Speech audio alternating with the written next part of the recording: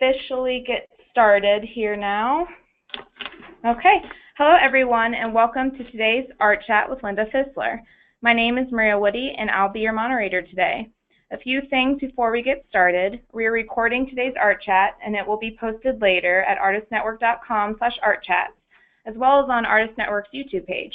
So if you want to listen again or if you know someone who was unable to join us live, please find it there and feel free to share it.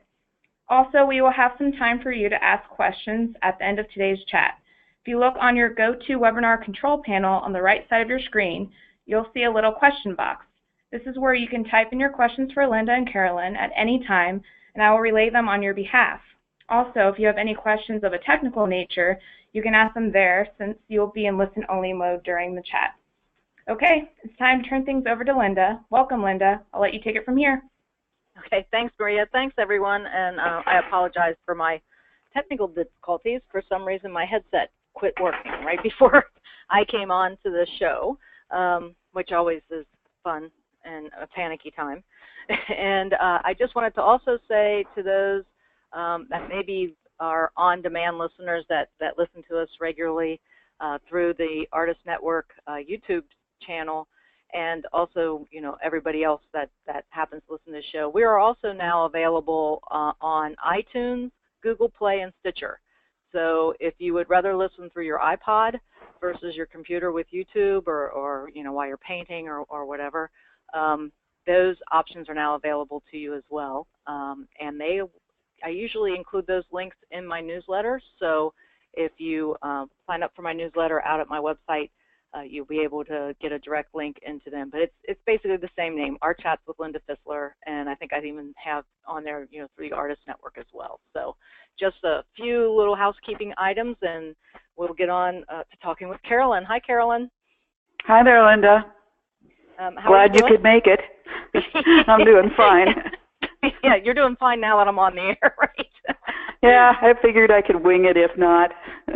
Yeah, I'm sure you could, because I know you know a lot about color, and I know that you know, we had a conversation about the show before we actually came on to the show, and it was just fascinating talking with you about color. And so let's start off with, I know which will be the #1 question out there. What is your palette? What colors do you use on your palette? And give us a little insight as to why you chose those particular ones. Well, you know, originally I started out in pastels. And so many, many years ago when I made the switch from pastels to oils, it was somewhat traumatic trying to figure out how to mix colors, obviously. So I can sympathize with a lot of people when they're in the more beginning stages of painting. You know, I had a good background at that point in the pastels, but mixing was something else. So what I did was I studied a prism. I studied the way a prism broke up light into colors. And I ended up choosing my basic colors on the palette, some of which I still use today, from the colors that I was observing in the prism. So for example, you know, ultramarine blue was a good one, viridian was another.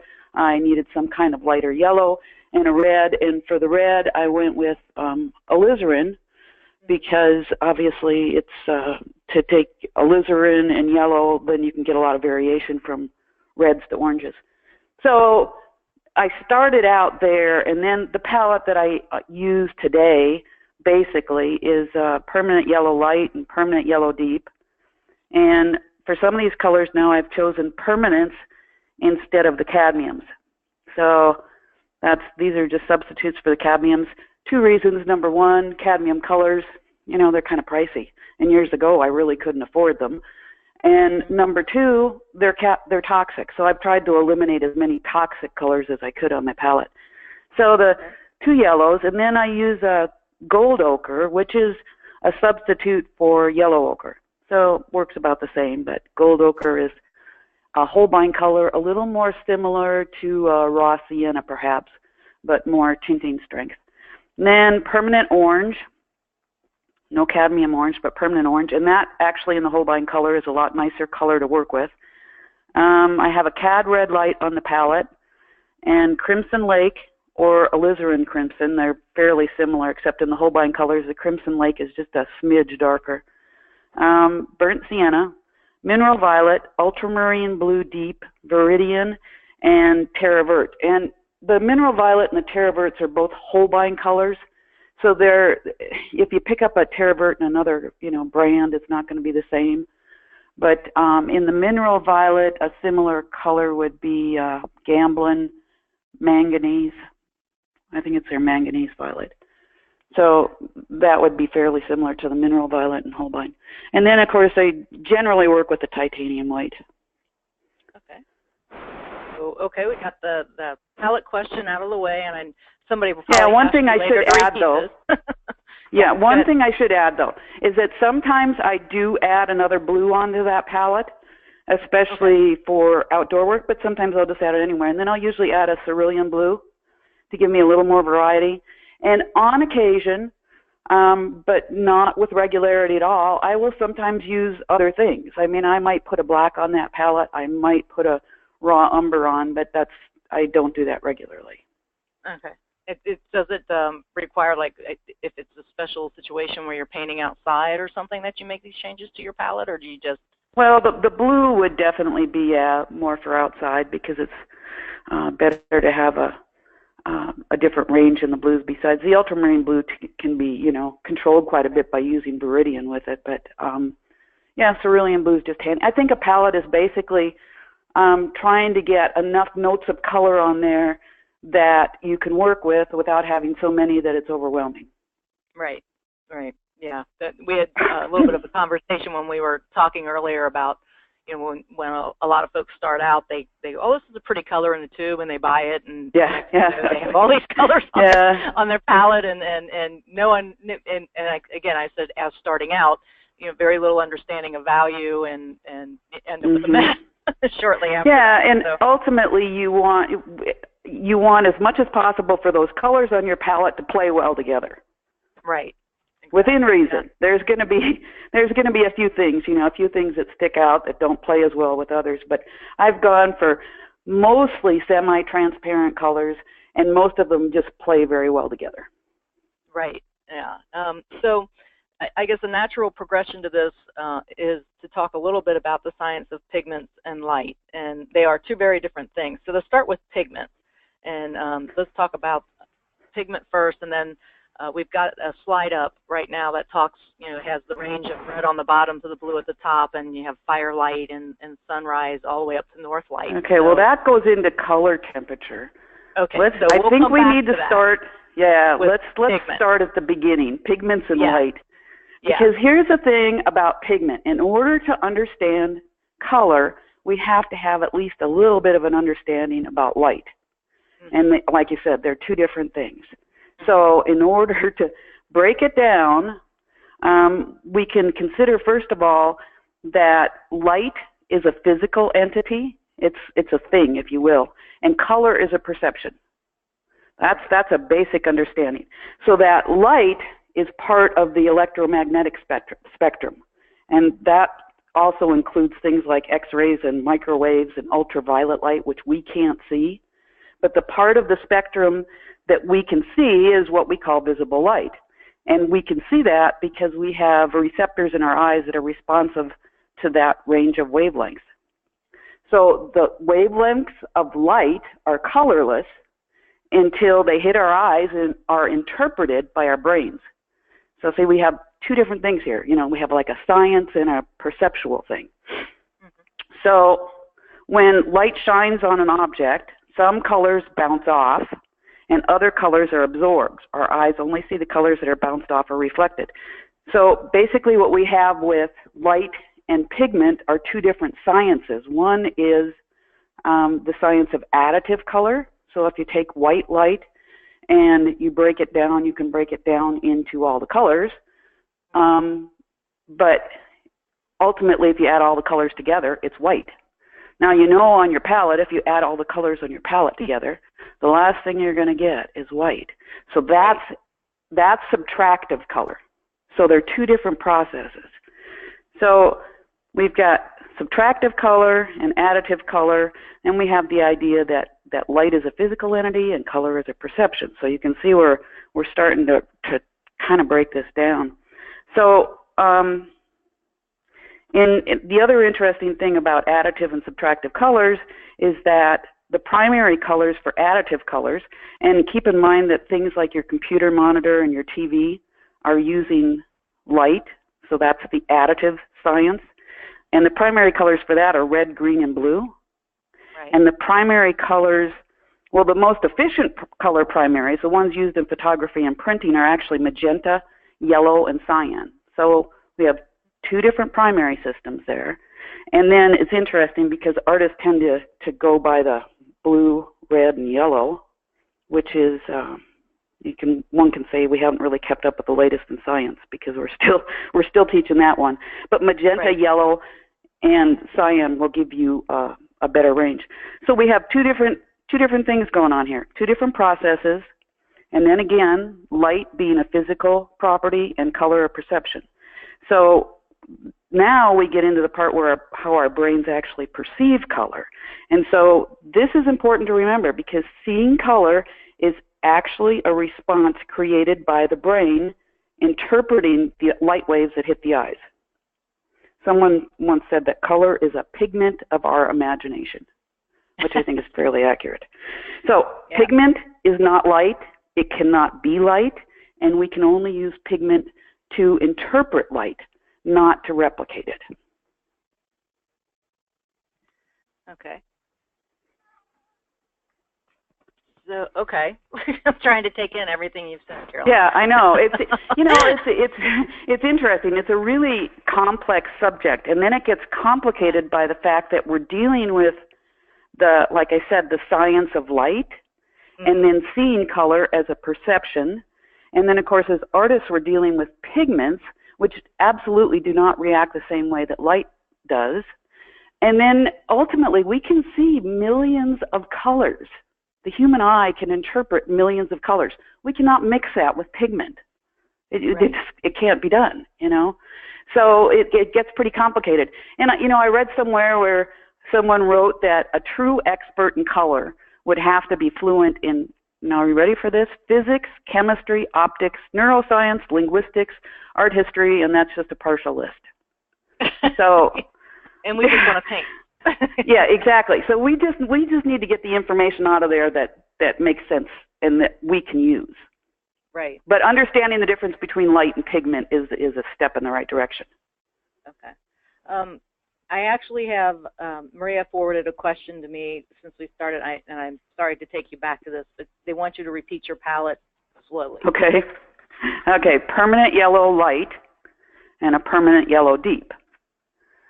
Gold ochre, which, like I said, is a Holbein color similar to yellow ochre. Permanent orange, cadmium red light, crimson lake, very similar to alizarin crimson, burnt sienna, mineral violet, ultramarine blue deep, viridian, and terra vert. Okay. So 2 greens, 2 yellows, 2 reds, And does that go to, should we start veering off into color temperature? Is that why you have I think color temperature is good because that's another area that gets totally misconceived. Okay. So, well, let's jump into there then. Okay. When we teach, we always, talk about asking yourself if a color's, if that color's cool or if that color's warm. And, we typically think of, warm being in sunlight and cool being in shadow, but there are such things as, warm accents in the shadow area, if you will. So here's an area that, just as we go into the color temperature part, that I find kind of interesting, because I know some people like to consider yellow as the warmest color on the palette. And I've given this one a lot of thought. I can't figure out where this comes from, except for the fact that we perceive the sun to be yellow, and I think that's where some people get this, okay? Mm-hmm. When in fact the sunlight is actually white, going back to that whole light is white, okay? All the colors mixed together. We perceive the sun to be yellow, but no, not really. Okay, so the biggest problem though, I said, don't stare into it now. Just yeah, there you go. Okay, the biggest problem, though, that I see, color temperature is referring to it as an absolute value. In other words, every single time we say, is a color warm or cool, we are misleading ourselves into thinking that it's an absolute value and not an as compared to value. So if we just get in the habit of saying warmer, cooler, it clarifies a whole bunch of information. So for example, cadmium red could be warmer than alizarin, but alizarin is warmer than ultramarine.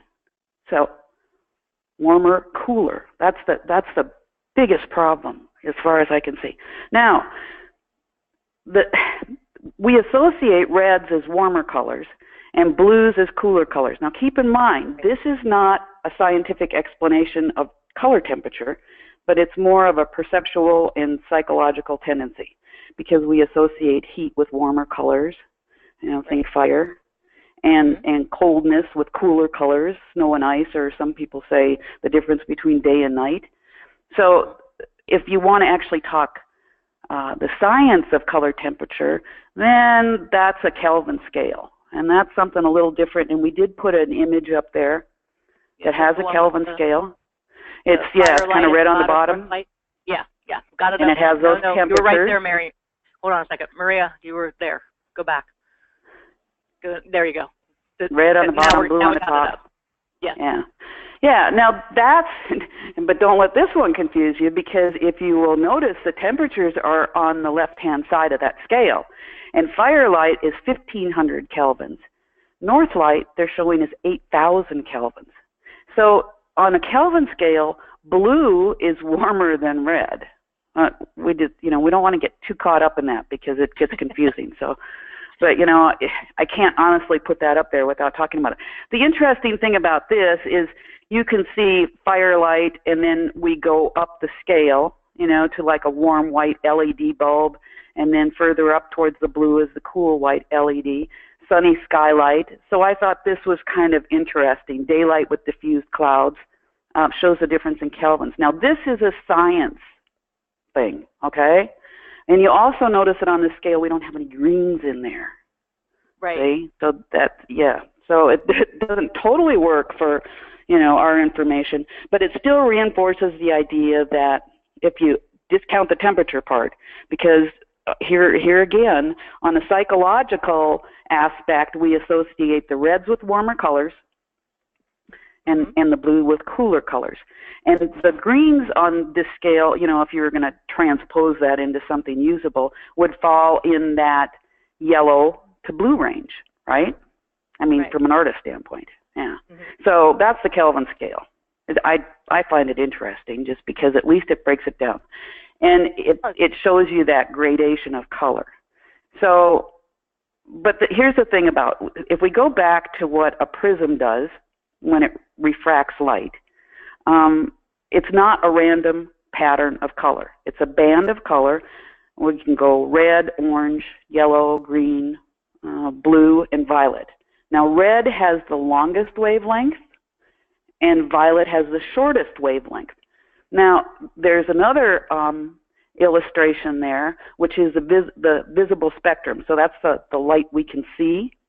And we have violet on one end, and then a dark red on the other end. And then we've had yellow kind of in the middle. Are you seeing that one? Yep, we got it. Okay, that's the horizontal band. So that's visible light. And you can see that this doesn't jump around. It's a pattern, and it has to do with the wavelengths of light. Right. But the interesting thing about this is some people sometimes will look at something like this and say, well, red is the opposite of violet or something. Well, that's not the case, because perceptually, this is fascinating, we tend to associate those colors as a continuum. We interpret them. So in other words, you could see where red would turn, let's say a cadmium red would turn a little bit more towards an alizarin, and then it would turn just a little bit towards the violet, and then move again into the blue. And you can see where the blue transitions to the green to the yellow, and the orange, and then back to the red again. Right. So that's how we end up with our color wheel.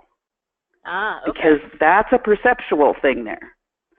Okay, that isn't, now we've moved out of the realm of science, which is wavelength. Like I said, red has the longest wavelength, violet has the shortest. Now, because we see color because of how our brains interpret it. Now we interpret it as a continuum. And you can see that in your palette, when you mix colors, is one thing moves into another, or it can. Right. So, yeah. So then, now we're going to throw another whole thing into the mix. And that's basically that. Yeah. Well, light changes throughout the day. And the amount of light varies depending on, atmosphere, cloud cover, or whatever. So as the light changes, the color we see changes. And that light can also change indoors if you're working in your studio, depending on what kind of bulb you use. Now you could see back at that Kelvin scale the variation in the quality of light or the color of light, from north light to cool LED or incandescent bulb, for example. So it's, so we get a lot of variety going on there. Now, if we go back to the idea that perceptually we associate blue with cooler colors and red with warmer colors, you ought to be able to get an idea of how those things transition. So then if we just talk about not is a color on this visible light spectrum warm and one is cool, we just ask ourselves, is it warmer or cooler? Now we can start moving into the range of colors and not get confused. I mean, we could just, throw out there that, oh yeah, well, red is warm, blue is cool. But if we just get in the habit of saying warm or cooler, now we can see what kind of red? Is it a cadmium red light? Is it a cadmium red deep? Because they will have different color temperatures. And if you just want to keep it simple, you're just going with, does it have more red in it or does it have more blue in it? And so we break it down there.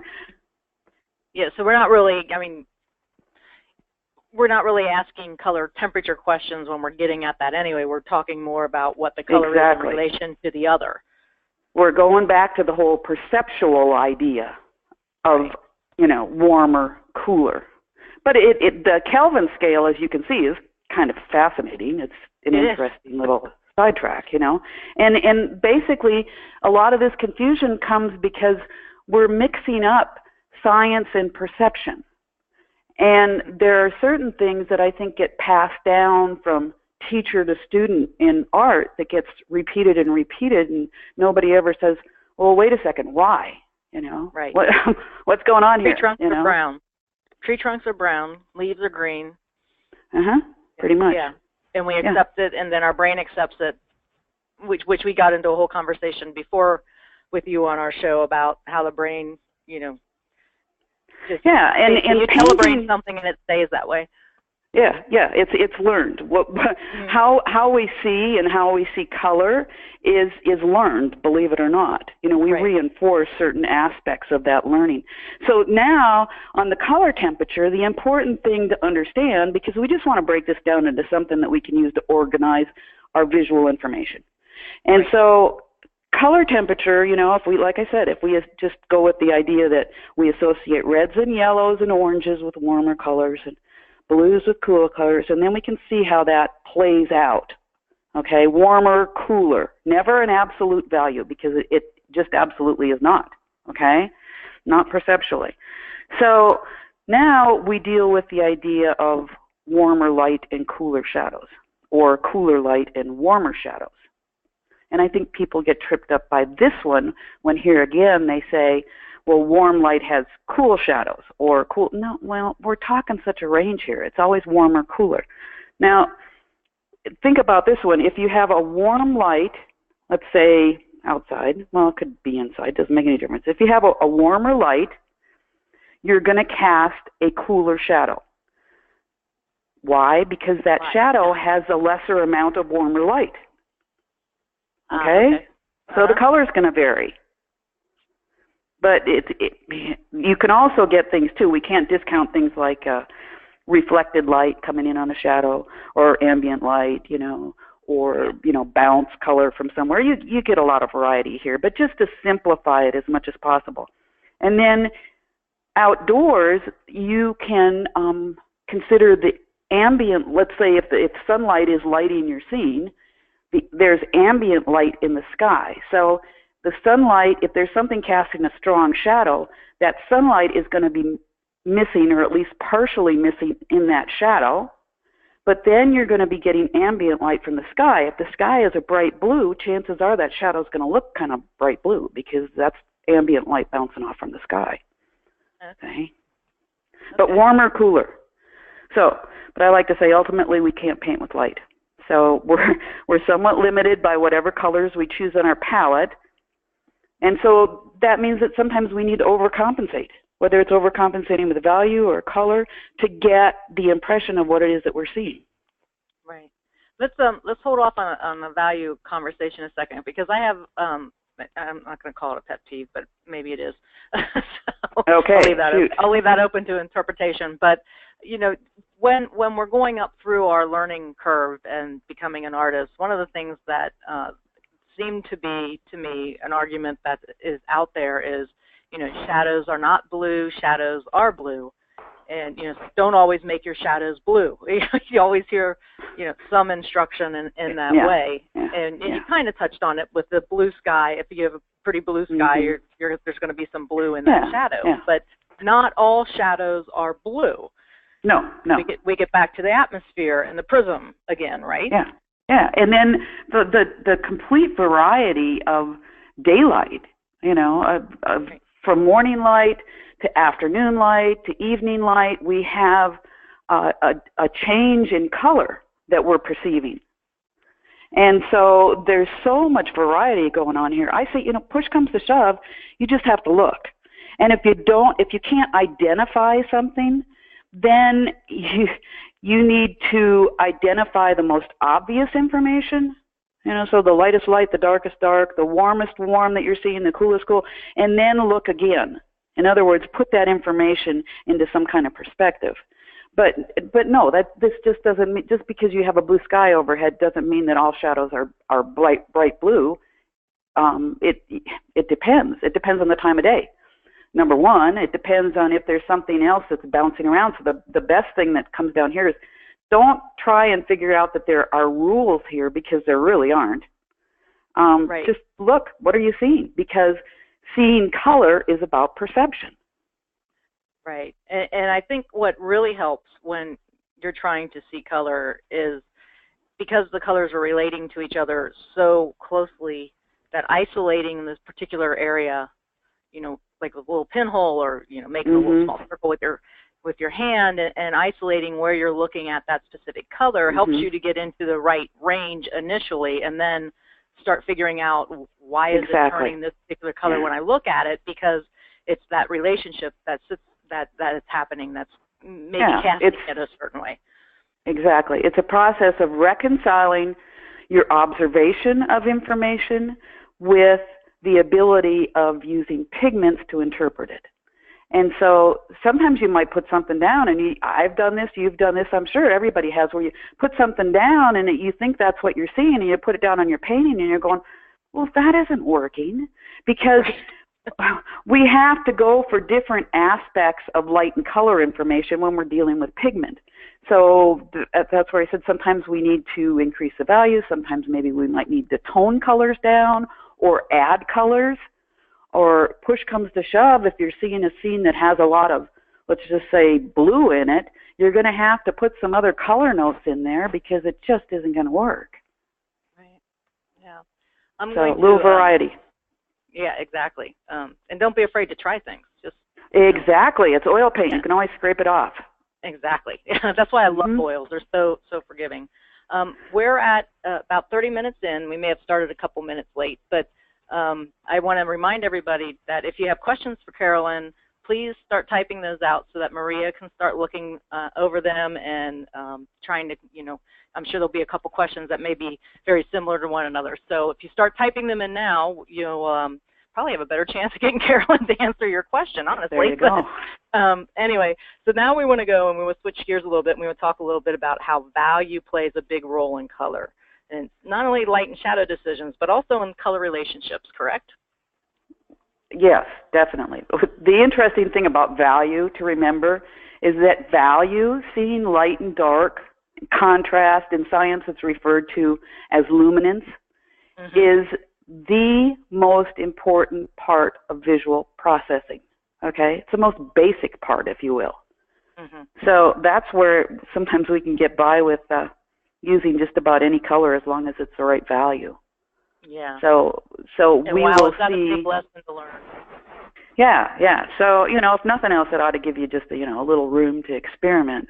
But that whole idea, so value or luminance is responsible for perceiving depth, our observation of 3 dimensions, and movement. It's just critical. So one thing that I find interesting that color and luminance, those 2 things, are processed in different parts of the brain. And those different areas of the brain are actually located several inches apart from one another. It's just kind of fascinating. Obviously, the information gets mixed up, but parts of the brain that are responsible for analyzing the most basic features of a scene are in fact colorblind. Now, on a similar note, when we talk about value, the difference between, let's say, a yellow and something that's closer to brown could, in essence, be value, right? Light and dark. Mm-hmm. Yeah. So it's. I'm sitting looking at your painting of the horse.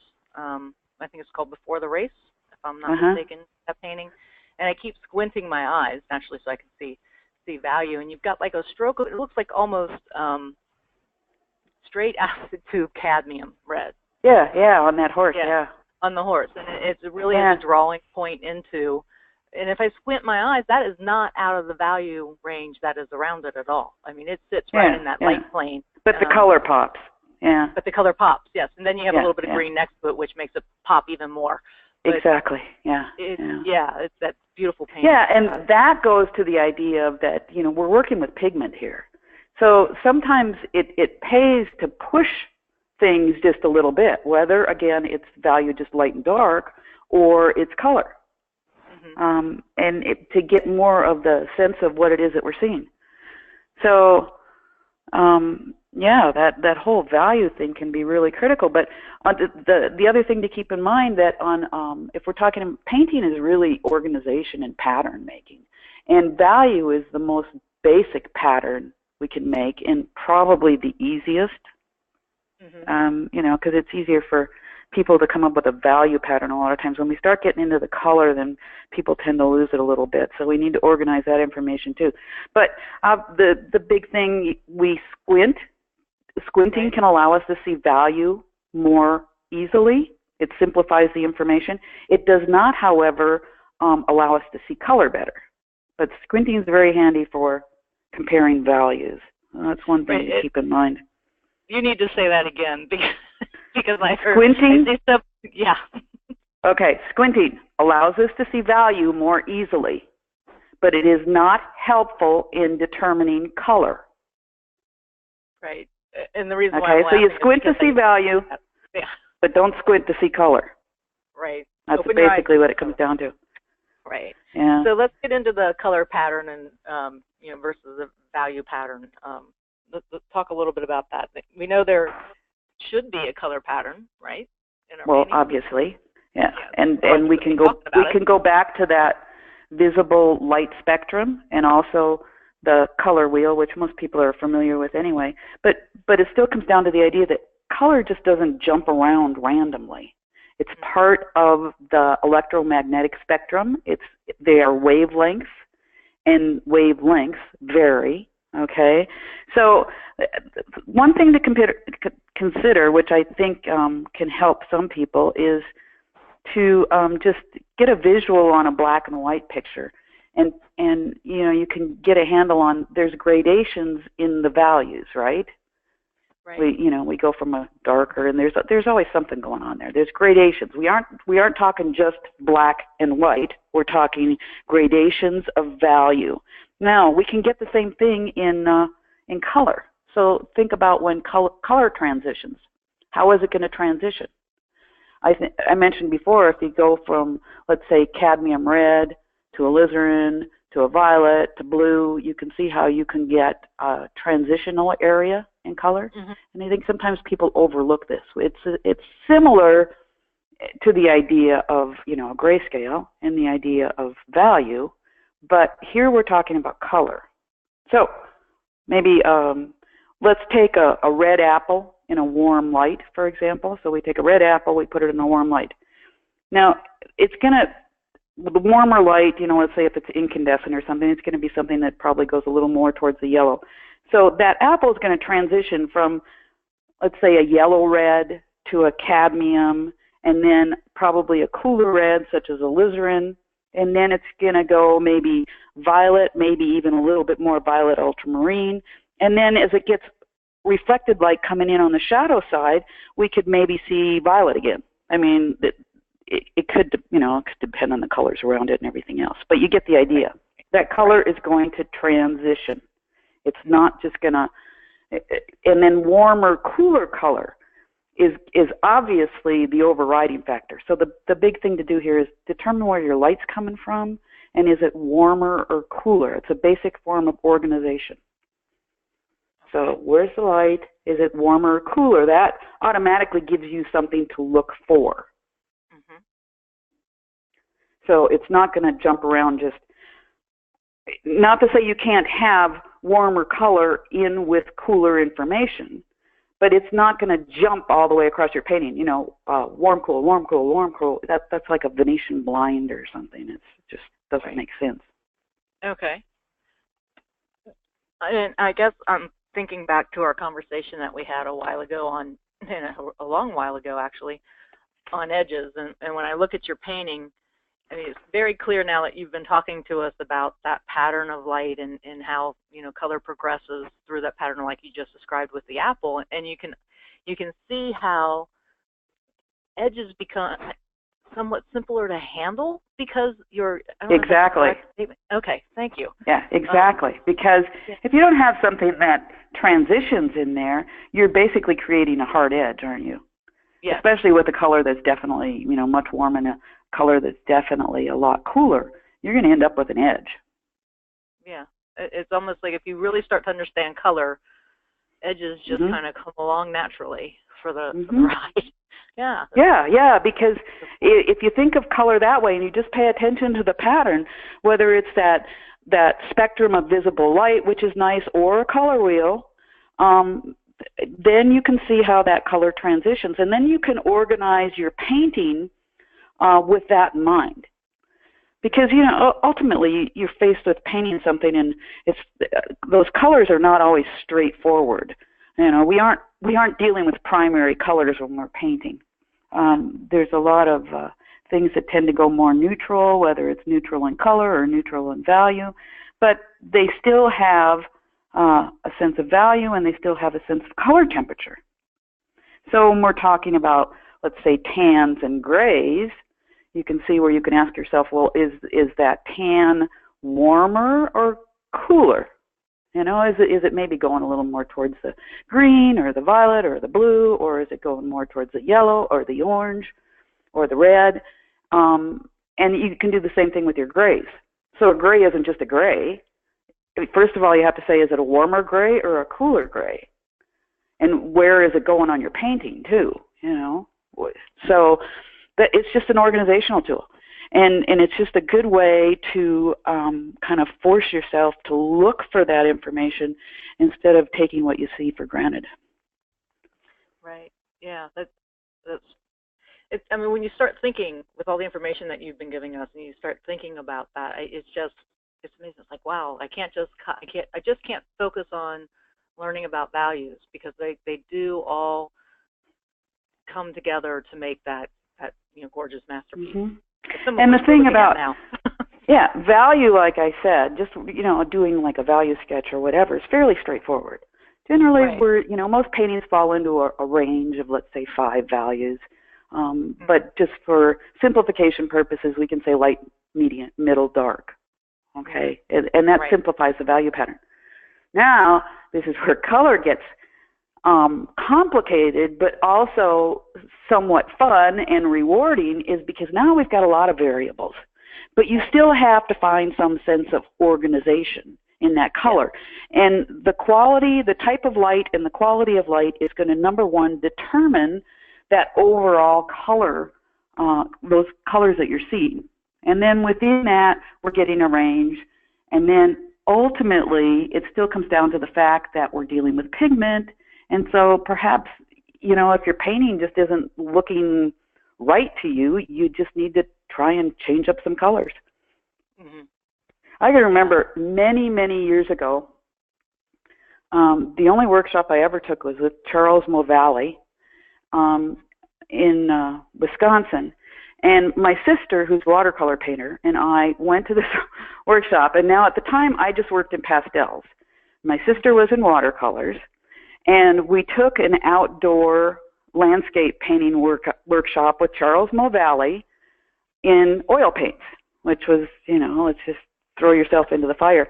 And I can remember one day of that workshop, we were down outside of a little town painting, looking across a small river with the bank over on the other side. And I don't know, there was, you know, it was an overcast day. In fact, it was kind of drizzling, so it was kind of rainy. And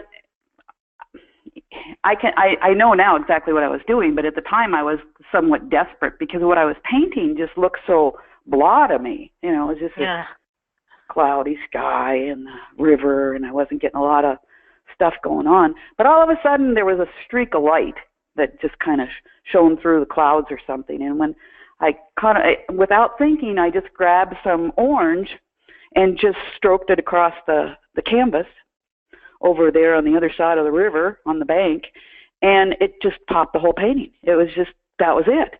And I remember Moe Valley coming up, and he was all excited, and he says, "Why did you put the orange there?" And I said, "I don't know, you know, just the painting looked dull to me. I saw a streak of light, and I just put something in, and it worked." So sometimes you just got to go there, you know, you just got to try it. Like I said, it's oil paint. You can always scrape it off or modify it. Right. Sometimes that sense of intuition will be right, but we have a tendency to overwork it then. And so if it looks a little out of place, you have to ask yourself if perhaps it's a value issue or an edge issue. Because as I said before, we can get away with a lot of colors as long as they fall into the right value pattern. Mm-hmm. And then sometimes it'll just be an edge issue. If there's too many edges on that stroke of color, then it's going to jump a little bit. So then maybe all you have to do is soften the edge up a little bit. Right. Yeah, it was interesting is that I had a class yesterday, and one of the students was in there, and she's like, I was showing him some pictures of some master artists and things, and trying to make a point about something, and one of the students says, you know, "Oh, I love this area here, and how do you get that texture in there?" And I just kind of looked there and I said, "You quit over blending." Yeah. Because that always seems to be the answer. So, "Oh, that's your answer for everything." And I'm like, well, you know, you guys are new and you're over blending. Just, you know, lay a color down and work around it. And it's a hard concept to get past. A lot of it is confidence, I think, too, and you know, learning as you go along. But all you have to do is just be aware of what you are trying to do, and that is one of the biggest problems with people. In painting, whether it's beginning or intermediate, is over brushing. They put something down and then they go over it and over it and over it again. And so what they put down now is totally different than what they started with. So their first inclination was probably the right one. And if it didn't look quite right to them, then that was the time to maybe step back and reevaluate it and see why it didn't look right and not just go into over brushing mode, because that doesn't accomplish much of anything. Yeah.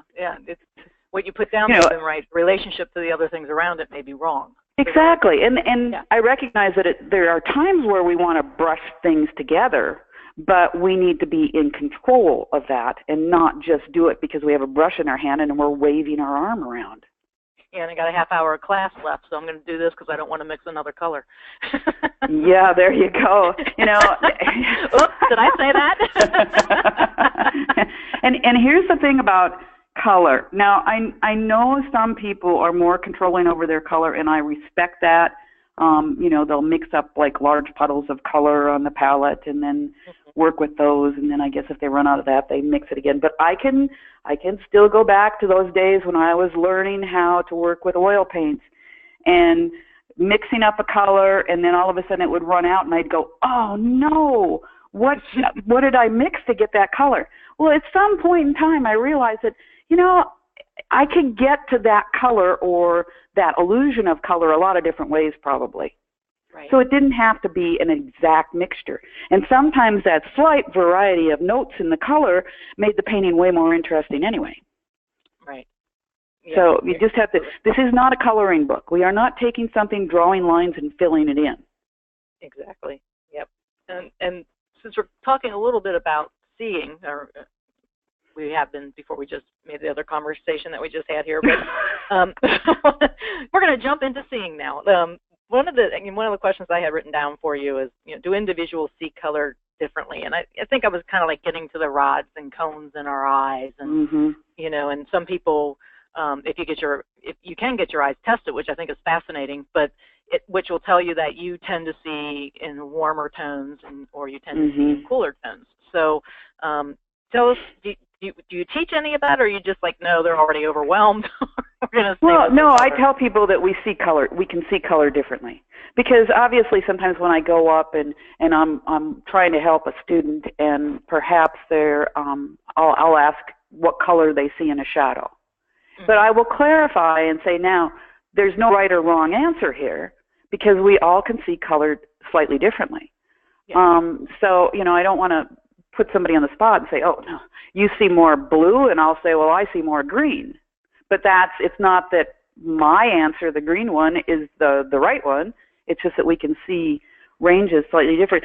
It's kind of interesting because basically we all have a similar distribution of rods and cones. That whole physical part is pretty much the same, except for people that have something wrong, such as color blindness or something like that. Right. And those three types, now keep in mind, the cones are responsible for color, but during the day, they're also responsible for luminance, color and luminance. The rods only work in low light. So during the day, the rods are actually saturated. And we associate rods with value. But during the day, the rods are actually saturated. And they aren't useful. They're only useful in low light. So the cones are processing. We have three types of cones. And they are often called red, green, and blue, which isn't entirely accurate. Here's another one of those places where we get that information and it veers off, and then we get totally confused. But they're responsive to short, medium, and long wavelengths. Now, the peak responses that we have to different wavelengths can vary a little bit.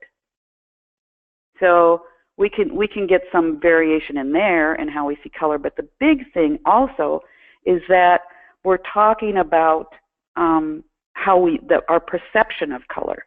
And perception is that process of what we have learned, and perhaps in what we expect to see, and that will change how we see color. So yeah, you can get some real variation there.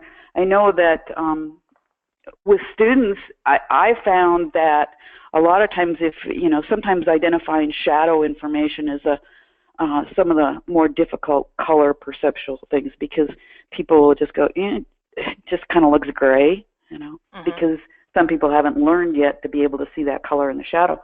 And I found that here again, and it works all the time, is first of all, identify your lightest light and your darkest dark, okay? We register that. Now you look at what it is that you're painting, and if we have determined, let's say the light is warmer, and so our shadows are cooler, now look for the warmest area that you can see, the warmest thing. Now look over to that shadow. In other words, you compare extremes. And this basically is how our brains process, is the most obvious information first. Okay, that's the most noticeable. So, and I've seen this happen time and time again, where I'll get a student and go, oh, it just looks gray, I can't see any color in it. Well, you have to make an obvious reference to something that is the opposite of it. So if I'm seeing a shadow that's cooler, then I'll ask them to look for something warm. Now look at the warm note, and now look over to that shadow. What do you see? And then 99% of the time they'll go, oh, yeah, now I see it. So this is not information that we normally process on a day-to-day basis. Why? Because we don't have to. Right. Just to go through life, we don't have to process that kind of information. So it's just taking up bandwidth, if you will. And so we don't. You have to actually go looking for the information and be able to make comparisons in some of that most obvious information. So that's why also, you know, we can see color differently. And the more you look, the more you see, the better ability you have to see color and shadows and see a variety in something that might, you know, like green leaves. And well, if you start breaking it down, you go, well, what exactly are you seeing here? Now we have to look a little differently. So then we also have, those things that kind of mess us up. So one of them is, color constancy. And that's otherwise referred to as chromatic adaptation, excuse me. And that compromises how we see color, because basically it's a feature of our perception that ensures that whatever the color an object is will remain the same no matter what the kind of light is shining on it. So despite changing light conditions, objects will remain the same to us. So let's go back to the red apple, okay? If you put a red apple underneath a warm light, like we did before when we were talking about color, let's do the same thing. So we put it underneath a lamp, and perhaps that lamp has an incandescent bulb in it, so it's kind of yellow. It looks like a red apple to you, right? Now take it outside, and let's say if it's a cloudy day even, it's going to be, you can tell from the Kelvin scale, it's going to be a lot cooler temperature than that incandescent bulb. That apple's still going to look red to you. Mm-hmm. It's still going to look like a red apple. So the only way you could have compared the difference was that maybe if you were in two places at the same time. But what's going to happen is that your brain is going to discount that change in the light to allow you just to see the object. And that comes back into the idea that we see color based on what we know. Right. Right. Instead of what's actually there. So on a Kelvin scale, you could change your light source by, say, 2,000 kelvins, and you're still going to read that as a red apple. Right. That's kind of fascinating, too. And then you get things like colors will appear different to us depending on a color that could be next to them. Mm-hmm. So that can change the color perception. It's interesting because some colors that might cancel each other out can actually be enhanced by being next to one another. So if you mix red and green together, for example, we know what we're going to get. It's not going to be pretty, right? Right. Depending, especially if we go 50% and 50%, 50% red, 50% green, it's not going to be pretty. But red and green next to each other can do wonders for each other. Right. So there's a lot of variables there in how we perceive that color. Yeah, I had an interesting. I had one of my students do something pretty. Actually, I was demoing it and had been sitting and watching when I was making all those gorgeous grays that, depending on where you put or what color you put next to it, it just kind of automatically takes on, a shade of that. And I was trying to tell him the reason why I was demoing it, just mixing the colors and putting them, having one set that I mixed and then putting them next to different colors and how they shifted was just basically to tell them, this is where the beauty is understanding these grays and, strategically putting them throughout your painting. And we're looking at the one with the little girl with the pink dress, and I'm sitting there looking at all these beautiful grays that you have in strategic areas, again, color pattern, that really. But then that's going to make that pink and then that kind of green, pop a little more. But it doesn't have to be, super pink or super green. Right. Yeah. No, right. no. Right. It's, you don't, if you have something to accent the color, and the thing is about a color, oftentimes we'll get so much, if we get so much saturated color in something, then we lose the effect of what it is that we're seeing. Right. So flowers a lot of times can be kind of obnoxious. Some of the flower colors can be kind of obnoxious to paint because if you have a whole bunch of pink flowers, if you don't get some variety in there, you keep adding pink because you're going, oh, these flowers don't look bright enough or it's not like what I'm seeing. You keep adding pink, it's not going to do you any favors. You need to come in and add something to accent that pink and make what you have pop. Yeah, I mean, you've got this nice spot of gray-green in one of the focal areas if you do the rule of thirds. I'm just trying to describe where it is for you. But I mean, that little touch of that just pops the rest of that whole area around it. Color is in a way somewhat similar to the idea of value, in the sense that if you want to draw the eye somewhere in your painting, you can have your lightest light and your darkest dark close together, right? And that high contrast will draw the eye right in. That's based on that whole primary visual processing system that I mentioned before, that value is a primary component of visual processing. So lightest light, darkest dark. But you can get kind of the same effect by using touches of color somewhere. So and I've used that in painting people, perhaps. So let's say warm light, cooler shadow, and sometimes I'll go in and maybe put a note of viridian somewhere, perhaps near where the light's hitting, like on the forehead or something like that. Sometimes that can go, and that one little note will counteract something that's reading as somewhat bland and maybe just overall warmly dull, you know. And you pop a little note of color in there, and it changes everything. Yeah, and you have to do that at the right value. Otherwise, it really does change everything. Well, value is fairly critical there, you know. Yeah, but like I said, sometimes people will do things like that, but then they'll overbrush it, or they'll and then what we have is a muddy, yucky mess. Right. They'll overbrush it, and instead of just stepping back and saying, okay, well, what's wrong here? You know, I kind of think that maybe this is a good idea. So then maybe it didn't work, but you have to ask yourself, well, maybe is the value wrong? That's the easiest place to go to. Just squint at it and see if that note jumps off your painting. Because I think squinting at my painting is extremely handy.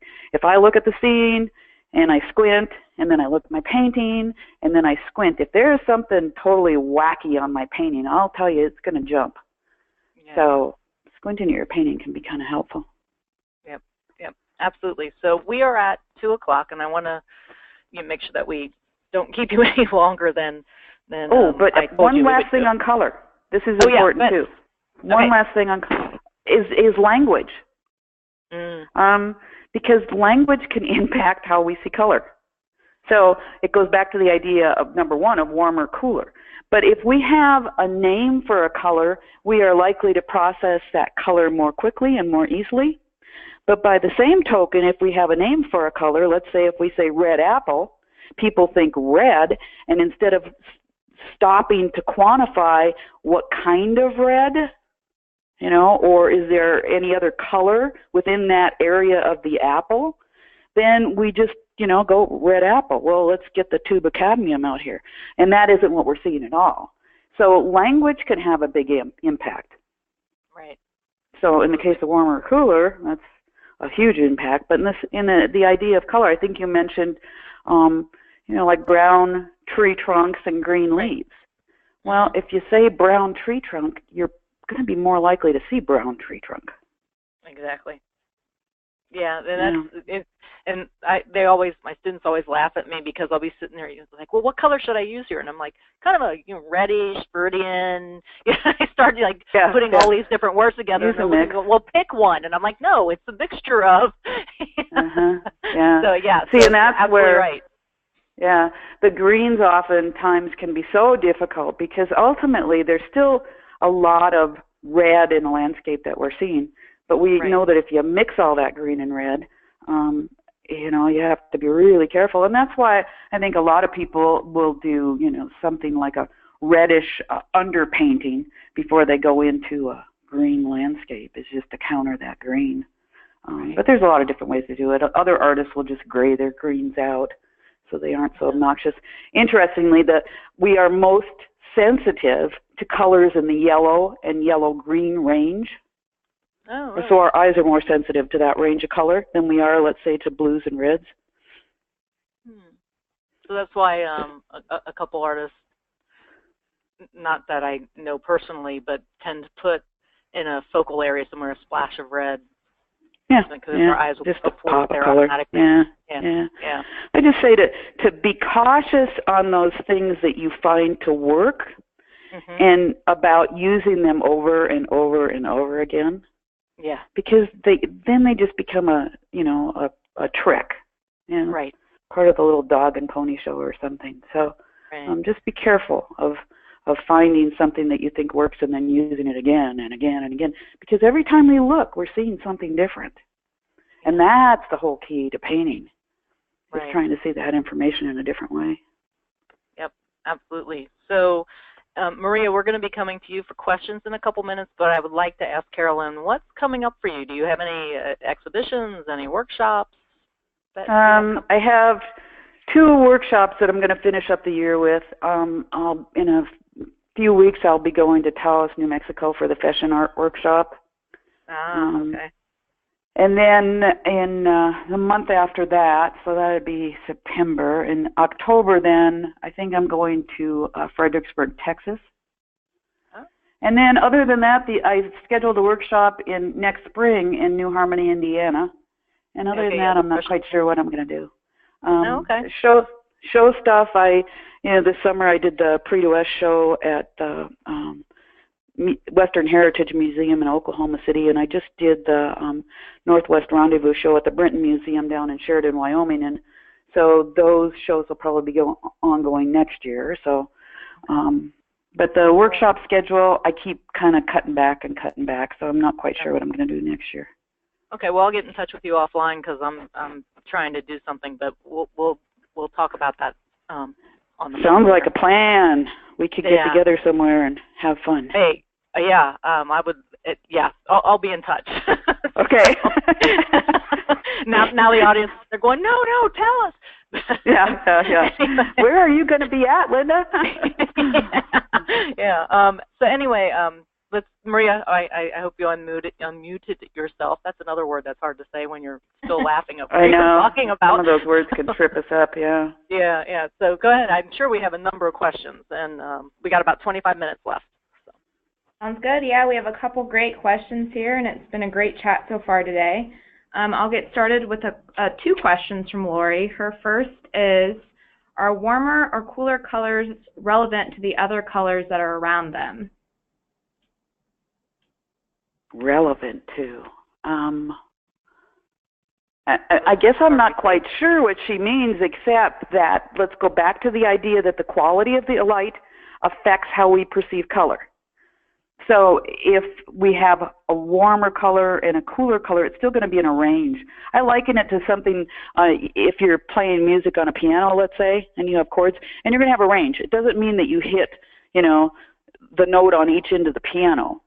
Right, somewhere you've got a range going generally. And so they're always going to have a relationship to one another. I don't know if I interpreted that question properly, but did you have any ideas on that, Linda?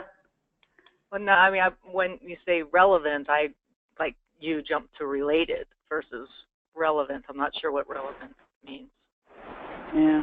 What's the second part of her question? Yeah. The second part is, as you age, do your rods and cones change and affect your painting? Yeah, they can, unfortunately. And we have a tendency to see more, to end up with more yellow as we get older, which is not necessarily a good thing. But there are some interesting things about rods and cones. Let's just throw those in because sometimes I find this stuff fascinating. So the rods are more plentiful than the cones. The cones, like I said before, are responsible for color, rods for low light conditions. So the eye has close to 20 times as many rods as cones. That's kind of fascinating. We have twice as many red cones as green cones, and only 1% of our cones are blue. However, this is fascinating. We are more sensitive to blue than to violet, because otherwise they say if we were more sensitive to the violet end of the spectrum, the sky would oftentimes look violet, which is kind of a fascinating concept. Not at sunset, just, it would look violet. That would be kind of fun. So, so that whole rod and cone thing is kind of fascinating. And then blue is the least luminant color, and yellow has the most luminance. And like I said before, our eyes are most sensitive to colors in the green-yellow range. Whatever that's worth, it's, take it with a grain of salt, but sometimes I find that stuff fascinating. So, yeah. Oh, and then when we were talking about language, how language can affect how we see color, this is an interesting tidbit. When you highlight text in a book, you are more likely to remember it because now you are activating multiple areas of the brain having to do with both vision and language. Cool. Yeah. I should be highlighting more. Yeah. And speaking of eyesight, say something happens, such as surgery, that would mess up your eyesight a little bit. Darlene wants to know how you would adjust to paint better colors in your paintings or to assure that you get the best tones. Well, because, that whole idea about perception, so if one thing is affected, it can change our perception, but it's going to kind of go back to some of what we know. I do know artists who paint that are colorblind, so I know that it's absolutely possible. And color blindness, for example, and you think, well, if someone has extreme color blindness, how do they paint? Well, they compensate by just arranging their palette in a certain way. So they make sure they know where their colors are. And then get another person to step in on occasion to take a look at what's going on the painting to make sure that things aren't too far whack. But you have to consider that because we can perceive colors slightly differently anyway. And then look at some of the Impressionist paintings, or even for more extremes, like some of the Fauve paintings, those really bright colored things. So perhaps, a person can, end up with something that's more interesting than what they were capable of before. It's always a possibility. Would the person the person that's colorblind that's painting, for example, would they rely mostly more on language then? That would have to green? That would have to be part of it. And then probably one person that I know that's colorblind and paints incredibly beautiful, brightly colored paintings, probably uses more bright colors altogether, but he's very sensitive, of course, to value. So those paintings always work and they always look exciting. So, yeah, it's just, but he makes a point. He has to have his palette arranged, Right. Well, we should do that anyway. We should always have our palettes laid out the same way. It's like if someone moved the keys on the piano every time you sat down to play, you'd have a hard time. So. Right. And it makes it easier for the instructor too if you lay them out the same way all the time. Well, yeah. I always find myself going up to a student's palette and going, "Now, where is this color?" Yeah. Especially when we're used to our own layout. Okay, Maria. And we have 2 questions on cooler colors. Elizabeth wants to know if cooler colors are always used to show distance. Well, I mean, that's not a bad thing. I don't know how accurate it always is, though, because sometimes you can just visualize a landscape where perhaps the clouds are reading as warmer than what's in the foreground. I'm just one of those people who says, some of those things, you really don't need them. Just pay attention to what you're seeing, because if your painting should be an interpretation of what it is that you're seeing. And going by someone else's rule book probably isn't the way to get there.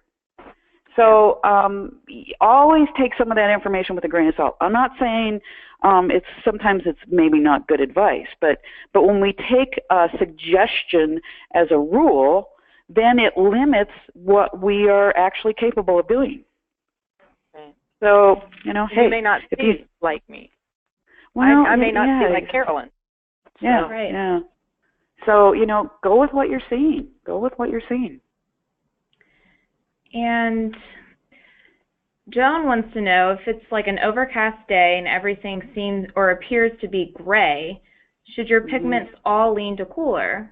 Or is that more on what you're... Yeah, because if the light is cooler, then just think about how these chords, if you will, are going to transition, right? So, all the colors are going to change. And then if it's a gray day and we start losing light, we don't have as much, as strong a color comparison.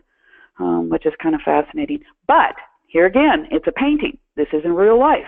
So when I described that landscape I was doing where I put that big stroke of orange in it, and, you know, it worked. And that's because otherwise that painting just looked kind of dull. Now, I'm not saying that you can't do a totally gray painting on a gray day, and you have to put a bright color in it. That's not where I'm going. But it just depends on the painting, doesn't it? So it's a painting, you know. As smoke and mirrors, it's all an illusion. So whatever works. But yeah, but the color is going to transition, and you can see that on that Kelvin scale even, how that light's going to change. And as the light changes, our perception of color changes. And one really interesting note, this one I find fascinating. So you know that at dusk, that time of day when you'll get a brief glimpse and everything just looks saturated? It's just the colors just look rich and everything just looks different, and it's kind of that magical moment. It doesn't last very long. You know what's happening there?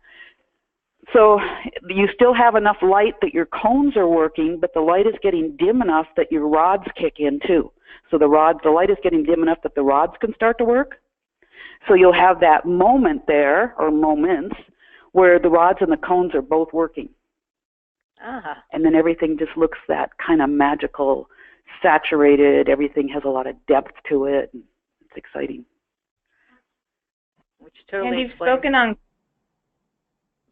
I'm sorry. I was just say it totally explains why we like painting very early in the morning or in the evening, and not when the light is so-called The flat. problem with it, of course, it just doesn't last very long. You know? Yeah, exactly. Yeah. But it's like when the sun is overhead, that midday, that's when you have, you know, what we refer to as flat light, where you don't have good strong shadows. And think about why that whole shadow thing can be appealing to paint, because here again, it's a primary component of visual processing. Right. Okay. And you talked about transitioning a lot, but Gary was wondering if you could expand a little bit more on color transitioning with an example. Well, it kind of goes to pattern, for example. So let's say I'll just use an example. When I started, and I don't do very many anymore, and I think I have one example of Indian dancers. Yeah. But when I started, this is one of a later painting. So what I call my patterning is more chaotic. But when I started doing Indian dancers, a very long time ago, I simplified the pattern a lot more, whether it was values and color. Because when you're looking at Indian dancers and something like that, there's just a lot of color going on. You've got color and movement and all this stuff, and if you detail it too much, it stops the movement. But what I would do would say, okay, where's the light coming from? You know, let's say I have sunlight and it's coming off the upper right-hand corner. And then I could analyze the shadow. But what I would do would be to move the color through the whole painting then. So for the warmer side of the painting, I might turn that a little bit, any blues, a little more towards the green, you know, bringing a little yellow into the blues. And then as they turned away towards the shadow, I would take them a little more towards a violet, you know, so I could go either way. I mean, because you can manage that color either way on warmer and cooler. But I would take and deliberately control the color pattern of the painting for the whole painting that way. Even though, you know, a person might not look at it and say it's just a pattern, but I would just pick out something where I was going to move those colors. Or if I was working, let's say, with something that had more reds, I would move it from the yellow, orange, red, and then over towards the other side. Then I would go more towards the alizarin into the ultramarine and violet and ultramarine. So it's the same idea. It's just trying to find a sense of organization on your painting that works. So you're using what you're seeing, you're using that real information, but now we've got to transition it to pigment and something that's interesting on the palette and something that has somewhat of a pattern, because there is a pattern to color. So, and then we still go back to the apple, you know. Right. So we could go on blue. If you're going to move something from blue to yellow, how are you going to do it? So you're going to have to go blue, green, yellow, right? And And it's gonna vary depending on if you're going to a warmer yellow or a cooler yellow. But somewhere in there, you're going to have something that transitions it just a little bit. Now, that doesn't mean that every single time you put a color down and you put a color next to it, you have to have a transition, but the overall pattern needs to make some kind of sense, just like the overall value pattern would make sense. Right. And speaking of choosing your colors, we have a question from Carly in relation to your horse picture that we showed earlier. So let me slide over there real quick. And she was curious. She says, without you having that cadmium red on the horse, the painting would almost feel as if it was missing something. So she's curious what caused you to want to add that color note. Okay, so that's an orange. That's my permanent orange that's on there. Okay, so when you look at this painting, what you have is a lot of cooler colors, but some variation mixed in because that horse is fairly warm, okay? But notice some of the color on the horse I modified down so it fits in with the background and going with the blue light on the guy's shirt and stuff. So, I had to have a transition there. If I painted the horse all, burnt sienna or something, it'd just pop. It wouldn't have that sense of movement. So, but it still needs to have some notes, something that makes it, moves your eye through the painting, number one. So, because I like doing those things with movement. So we get some tension from the color. And number one, that orange is going to fit right in with the overall coloration of the horse. It's just that it's brighter. And you'll notice the other dot of orange up on the mane. It's basically just moving you through. And it's also a nice counterpoint to all the blue that's on the guy, right? So here I'm not just dealing with, let's say, a guy and a horse. I'm dealing with a value pattern and colors and a color pattern. And if you start looking at your paintings in that way, you can see that it allows you a few more possibilities in how you interpret. I'm not making a real horse here. This horse isn't real. Okay, this is a moment, if you will, that had perhaps something that, just like real life, had something happen before, and then this, and something's going to change because that's what this painting's about, basically. So if I had detailed everything, it would change the whole perception of the painting. You wouldn't have that sense of movement. And then there's some notes there of the warmer color at the top of the painting, just off of center to the right. That warmer information as it goes over towards the green. Mm-hmm. You can see that. Well, that's just a reflex. I mean, it just ties in with the horse. A little bit warmer color. If I'd made that, it could work going all cool on the top, but it wouldn't have pulled the eye on through the whole painting. Because if you cover up just that warm note up at the top, you can see where you stop a little bit more right at the horse. Mm-hmm. Yeah, and then, but the color note itself pulls you on through. So we're processing a lot of different information when we look at a painting. It isn't just objects. We're processing the visual pattern of value and color and movement, and the colors can move you around just like a value can. Great, thank you. And we just have one more question right now, and it's from Linda. And she wants to know if you use one color mix as a base for your paintings when you're preparing your canvas. No. In fact, I usually paint on an untoned canvas. The only thing that I will do to change that up is if it's a larger painting, is to start trying to get some tone on there as quickly as possible to knock the white down. Mm-hmm. So no, I don't tone my canvases. I don't make base mixtures. I don't have a base flesh mixture. And one quick note on flesh mixtures, because I run into this a lot, I do not ever use cadmium red as any kind of mixture for mixing flesh tones. I will use it as an accent with things, but I won't say just mix up red and yellow and white and, say, oh, mixing it now. So, but no, I don't play with the mixtures. I kind of go a little more for the color note thing. And then we just got another one real quick in from Collie, who wants to know if you do much early sketching when planning color patterns, or if you just start with brush on canvas. I just start with brush on canvas. Yeah, and just see what happens.